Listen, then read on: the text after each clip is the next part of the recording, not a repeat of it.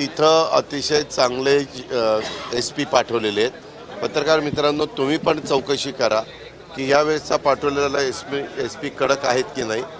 त्यांना पूर्णपणे कुठलाही राजकीय हस्तक्षेप होऊ न देता तुम्ही कायदा सुव्यवस्था ही नीटपणे राखायची अशा पूर्ण सूचना त्यांना दिलेल्या आहेत, पूर्ण अधिकार दिलेला आहे। पालकमंत्री पदाची जबाबदारी घेणार का बीडची? कारण ज्या राज्यामध्ये पालकमंत्री पद, मंत्रीपद, डिपार्टमेंट वाटप हा सगळा अधिकार जो राज्याचा मुख्यमंत्री असतो त्यांचा असतो। पाठीमागच्या काळामध्ये एकनाथराव शिंदेंच्याकडे तो अधिकार होता, कारण ते राज्याचे प्रमुख होते। आता सर्वांनी आम्ही देवेंद्र फडणवीस साहेबांना मुख्यमंत्री केलेले आहे, त्याच्यावर त्यांचा अधिकार आहे। त्यांनी थोडंसं एक गोष्ट खरी आहे, निवडणुका झाल्यानंतर निकाल लागल्यानंतर मंत्रिमंडळ असे होतं, आता यायला काही वेळ लागला, त्याच्यानंतर खातेवाटप व्हायला वेळ लागला आणि आता तुमच्या ह्याचा पालकमंत्रीपदाचा। परंतु आज काहीतरी पानिपतला गेलेले आहेत मुख्यमंत्री, उद्या आपल्याकडे प्राईम मिनिस्टर येत आहेत, दुपारपासून उशिरापर्यंत त्यांचे कार्यक्रम आहेत।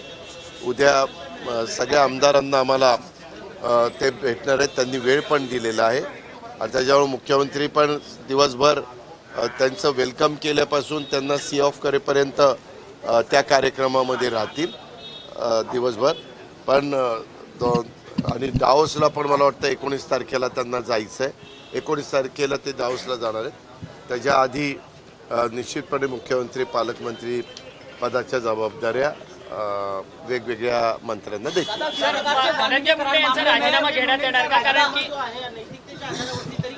जे कोणी दोषी असेल त्यांच्यावर कारवाई करा असं मुख्यमंत्र्यांना सांगितलेलं, मुख्यमंत्री त्या पद्धतीनं दोषींवर कारवाई करतात।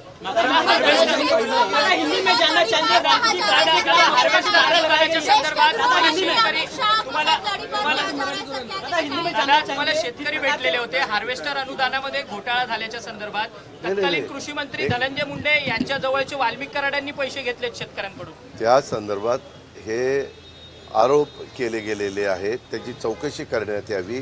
जे दोषी असेल त्यांच्यावर कारवाई करू। मी आत्ता म्हणलं की तू माझ्याकडनं लाख रुपये घेतले पण शेतकऱ्यांनी तसे मग तेच म्हणतो ना, मी पण शेतकरी आहे बाबा, मी शेतकरी म्हणूनच म्हणतोय की तू माझ्याकडनं लाख रुपये घेतले। मी त्याच्याबद्दल एवढंच तुम्हाला सांगतो। मी काय करतो, तुम्हाला वेळ देतो त्यावेळेस तुम्ही तिसऱ्यातच शिरता। मी इतकं स्पष्ट सांगतो, सगळ्या महाराष्ट्राला माझी मतं माहिती आहेत। मी कधी माझ्या राजकीय जीवनाला सुरुवात केल्यापासून जातीचा, पातीचा, नात्याचा, गोत्याचा विचार केलेला नाही आहे।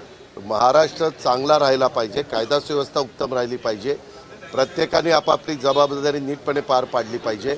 आपल्या आजूबाजूला कोण आहेत, कसे वागतात, कसे बोलतात, लोकांशी कसे संबंध ठेवतात, त्याचं पण भान आमच्यासहित सगळ्यांनी त्या ठिकाणी ठेवलं पाहिजे आणि चुकीची माणसं असतील तर त्यांना बाजूला केलं पाहिजे।